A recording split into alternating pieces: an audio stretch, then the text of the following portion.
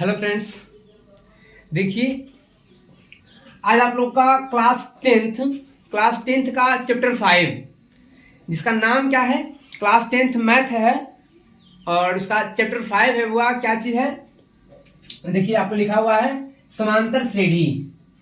आपके चैप्टर का नाम क्या चीज है, समांतर श्रेणी। समांतर श्रेणी जिसका इंग्लिश क्या होता है, अर्थमेटिक प्रोग्रेशन। इसमें आपको समझना होगा कि समांतर श्रेणी कहते किसे हैं, समांतर श्रेणी का प्रश्न किस प्रकार का आता है। ठीक है, देखिए मैं आज अभी आप लोग के सामने इसी प्रश्नों को सॉल्व करूंगा।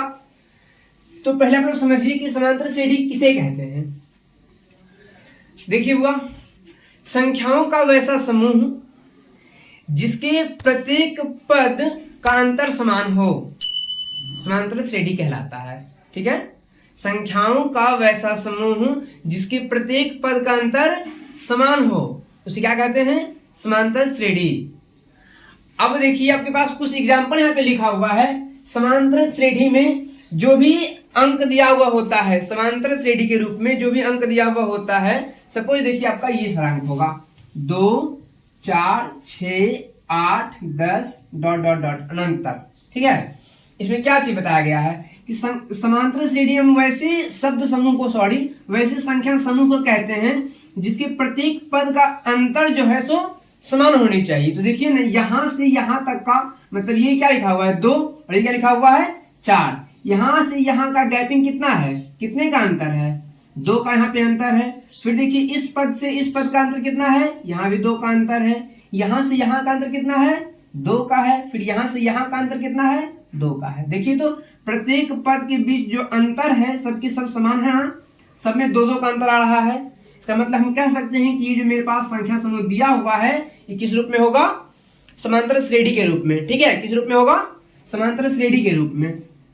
अब इसके आगे आपको ध्यान देना होगा कि समांतर श्रेणी में जितने भी सब अंक समूह होते हैं, जितने भी संख्या होते हैं, उन सभी को दिखाया जाता है इस नाम से T1, T2, T3, T4, इस प्रकार से ...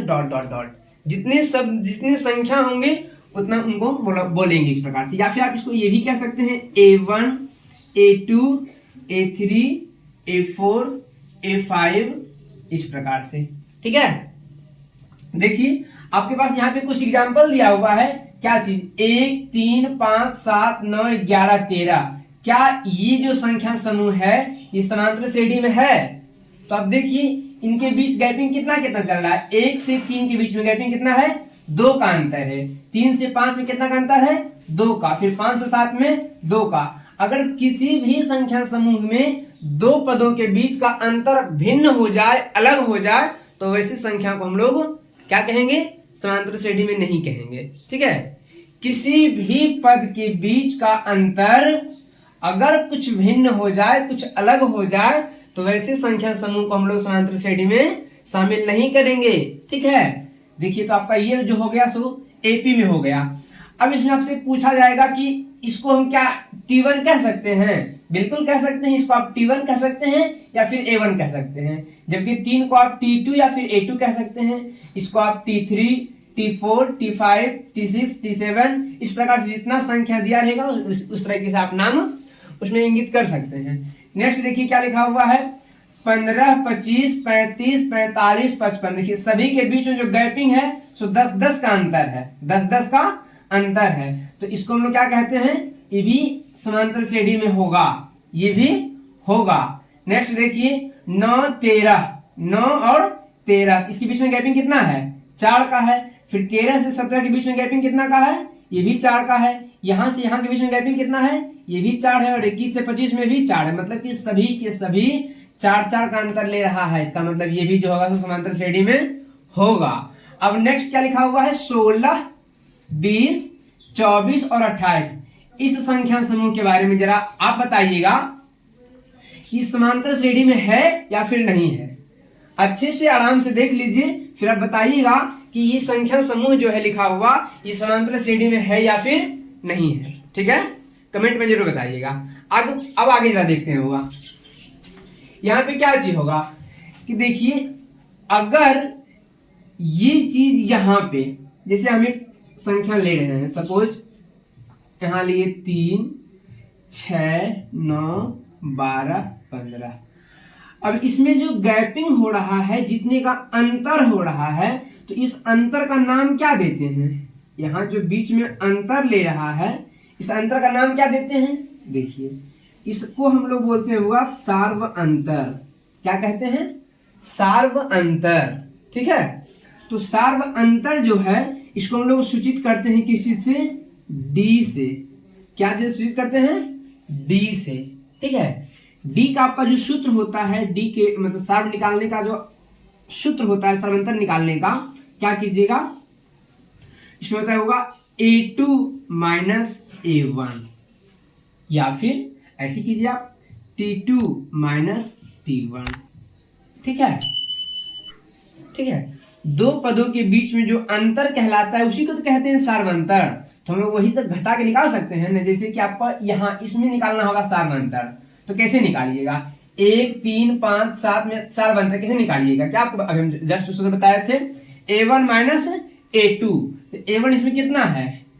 सॉरी, A2 माइनस A1, इसमें A2 कितना है? 3, और माइनस A1 कितना है? 1। तो 3 माइनस 1 कितना आएगा? 2। आपका जो D का वैल्यू आएगा कितना आएगा? 2 आएगा। समझ रहे हैं ना? ध्यान से समझिएगा, एक एक बात को आराम से समझिएगा। अब आप बता दीजिए, इसमें इस जो संख्या समूह दिया हुआ है, ये तो समांतर श्रेणी में है ही। ठीक है, 3, 6, 9, 12, 15 सब में 3 गैपिंग चल रहा है। तो हमको बता दीजिए इसका जो सार्व अंतर होगा सो कितना होगा? सार्व अंतर D का मान। ठीक है, आपको हम सूत्र यहाँ पे लिख देते हैं T2 minus T1, T2 minus T1। तो आप बुआ बताइएगा यहाँ पे जो सार्व अंतर होगा सो कितना होगा? ठीक है,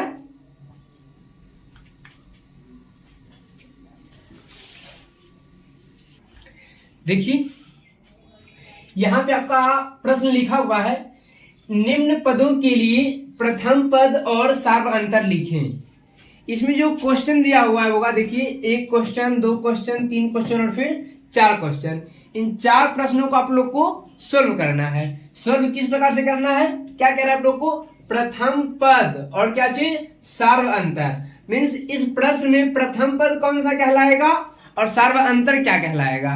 प्रथम पद और सार्व अंतर को आप लोग क्या करना है? लिख देना है। तो देखिए, तो पहले प्रश्न को हम सोल्व कर रहे हैं, तो आपको क्या बताए थे कि इस प्रश्न में जितने भी पद होते हैं सभी का नाम होता है ना, इसको आप क्या कह सकते हैं? T1, ये क्या कहलाएगा? T2। तो ये प्रथम पद हो गया, ये दूसरा पद हो गया, ये तीसरा पद और ये चौथा पद। आपसे क्या कह रहा था? प्रथम पद। तो प्रथम पद कितना होगा? 4। इसको आप कह सकते हैं A1 या फिर T1 कह सकते हैं। चलिए हमको एक चीज मानते हैं, हम A1 मान रहे हैं। ठीक है, A1 कितना कहलाएगा आपका?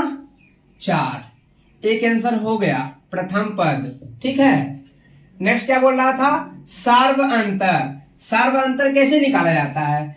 D का सूत्र लगता है ना सार्व अंतर निकालने के लिए। D का सूत्र अभी आपको हम जस्ट बताए थे। क्या बताए थे? A2 minus A1, A2 minus A1। इसमें A2 कौन सा है? 10 है। A1 कितना है? 4 है। तो A2 मतलब 10 माइनस 4 कितना आएगा? 6। यहाँ पे आप कह सकते हैं D का वैल्यू कितना आएगा? 6 आएगा। समझ रहे बात को? चलिए जरा दूसरे प्रश्न को सॉल्व कीजिए। इसमें क्या रहा है? प्रथम पद और सार्व अंतर। तो प्रथम पद तो आपको बस जैसे ही क्वेश्चन देखिए, प्रथम पद बोले, दूसरा पद बोले, तीसरा पद बोले, जो भी पद बोले वो सब देख लीजिए। क्या प्रथम पद ये वाला है? कितना लिखा हुआ है? A1 का वैल्यू कितना लिखा हुआ है? 0.6। लिखिए 0.6। प्रथम पद तो आपका हो गया। ठीक है, अब क्या कह रहा था आपसे? D का वैल्यू। तो D का सूत्र क्या होता है यहाँ पे? A2 minus A1। A2 कितना है? 1.7 माइनस मतलब घटाव, घटा लीजिए कितना? 0.6। तो जो हम 0.6 घटाएंगे तो कितना आएगा? 1.1। कितना आएगा? 1.1। अब देखिए आपको हम हल्का सा और बता दी ये चीज कि आपको अगर D का वैल्यू निकालना हो ने, जरूरी नहीं है कि हम हमेशा लगाएंगे A2 माइनस A1 का सूत्र ही। थोड़ा सा आप इसमें चेंजिंग भी कर सकते हैं। वो चेंजिंग क्या कीजिएगा? देखिए, अगर आपके पास किसी प्रश्न में ऐसा हो कि अगर आपके पास प्रथम पद नहीं दिया हो और दूसरा पद भी नहीं दिया हो, तो आप कैसे निकालिएगा D का मान? आप इस प्रकार से तो संकोच में पड़ जाइएगा। आपको अभी हम जस्ट बताए हैं a2 माइनस a1 मतलब दूसरा पद माइनस पहला पद, लेकिन ऐसा नहीं है। हम मेरे कहने का अर्थ ये है कि किसी अगले पद से आप उसके पीछे वाले पद को घटाइए, जो भी आपका वैल्यू आएगा वो d कहलाएगा, सर्व अंतर कहलाएगा। समझ रहे बात को? यहां से अगर कोई संख्या समूह सर्व अंतर मतलब कि एपी में है, अगर कोई संख्या समूह एपी में है मतलब कि समांतर श्रेणी में है, तो प्रत्येक पद के बीच का अंतर ने समान होगा। तो अगर हम यहां से निकालते हैं फिर भी मेरा डी उतना ही कहलाएगा, जबकि हम यहां से अगर निकालते हैं फिर भी मेरा डी उतना ही कहलाएगा। चलिए हम क्या करते हैं, यहां से निकाल लेते हैं। ठीक है, a1 a2 a3 a4, ये हम क्या करते हैं, a4 माइनस a3 करते हैं। देखते हैं आंसर आ रहा है या फिर नहीं आ रहा है। ठीक है ना, चलिए देखिए आप लोग हुआ a4 माइनस a3 कर ले ऐसा, a4 माइनस a3, a4 कितना है 1 2 3 4, यहाँ पे है ना 3.9, क्या करना है घटाना है, या घटा लीजिए 2.8 तो 2.8, 9 में से 8 गया तब कितना 1, 3 में से 2 गया तब कितना 1, कितना आया 1.1 आ रहा है ना। यहां भी हम जब निकाले थे कितना आया था 1.1 आया था, जो हम यहां निकाले थे कितना आ गया है 1.1, मतलब कि मेरा डी का वैल्यू 1.1 आएगा, 1.1। समझ रहे हैं?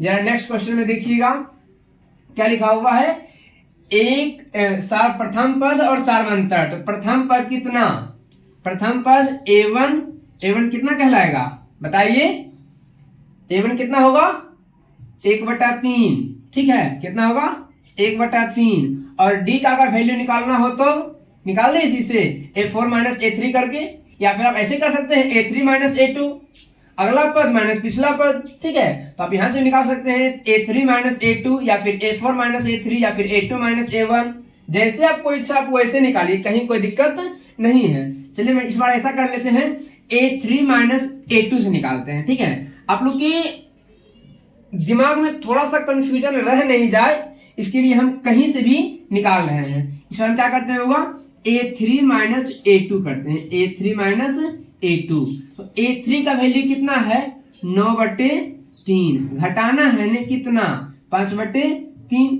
ये तो संख्या भिन्न में है, भिन्न का घटाव यहाँ पे कर लीजिएगा। आप लोग क्या कीजिएगा, यहाँ पे एलसीएम 3 आएगा, तो 9 माइनस 5 मतलब कितना 4/3। आपका जो यहाँ पे डी कहलाएगा उसे कितना कहलाएगा 4/3 कहलाया जाएगा। ठीक है, आपका नेक्स्ट प्रश्न दिया हुआ है कितना होगा ये वाला 147, 148, 149 और 150। ये तो कंफर्म है कि एपी में है। ठीक है, अब एपी में है तो आपको क्या बताइएगा, इसमें प्रथम पद बता दीजिएगा, प्रथम पद यहाँ पे क्या कहलाएगा 100। ठीक है, हमने भर रहे हैं, अगर आपको समझ में आ गया होगा तो आप वहां पे बता दीजिएगा कि प्रथम पद कितना कहलाएगा। ठीक है, उसके बाद फिर डी का वैल्यू भी आपको ही बताना होगा, डी का मान, गैपिंग जो सारा अंतर होता है वो भी आप ही बताइएगा, जल्दी से कीजिएगा। ठीक है, ताकि हमें भी कुछ समझ में आ जाए कि मेरे द्वारा समझाया गया हर एक बात आपको समझ में आ रही है।